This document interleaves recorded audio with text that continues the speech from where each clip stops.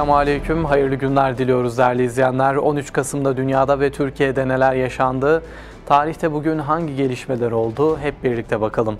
1885-1878 Berlin Anlaşması'nın Balkanlarda barışı sağlam biçimde kuramaması sonucunda çıkan Sırp-Bulgar Savaşı başladı. Osmanlı'ya bağlı Özerk Doğu Rumeli vilayetinde 18 Eylül 1885'te bir darbe gerçekleşmişti. Bu özerk eyalet Osmanlı Devleti'nden ayrılarak Bulgaristan'a katıldığını ilan etti. Berlin Anlaşması'yla kendisine ayrılan toprakların yetersiz olduğunu iddia eden Sırbistan, rakibi olan Bulgaristan'ın topraklarını genişleterek güçlenmesine karşı çıktı ve Bulgaristan'a savaş ilan etti.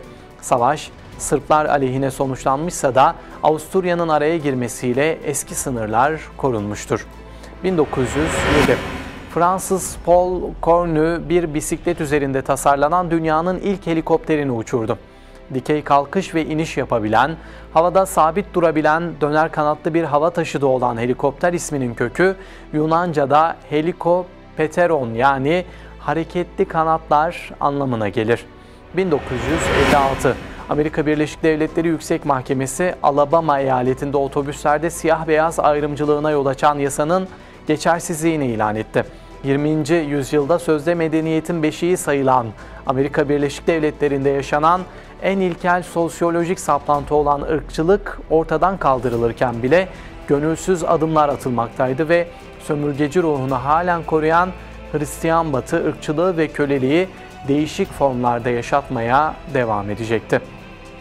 1966 Adana'da Amerikan üssünde bulunan askerlerin kadınlara sarkıntılık etmeleri sonucu gayrete gelen Adana halkı Amerikalılara ait bina ve otomobilleri tahrip etti. Polis ve asker tarafından bastırılan halk, Amerikan askerlerinin Adana'yı ve Türkiye'yi terk etmesini istedi. 1970 Suriye'de Hafız Esed darbe yaptı. İktidarını koruma adına her türlü baskı ve şiddet yöntemini uygulamaktan çekinmeyen Esed yönetimi, ülke içinde özellikle Müslüman kardeşlerin muhalefetiyle karşılaştı. Müslüman kardeşlerin Hama'da bulunan üyelerini ele geçirme gerekçesiyle Suriye ordusu 2 Şubat 1982'de Hama'ya saldırdı ve 30 bin sivili katletti. Hafız Esed 10 Haziran 2000'de öldü. Ölümünden sonra yerine oğlu Beşar Esed devlet başkanlığına getirildi.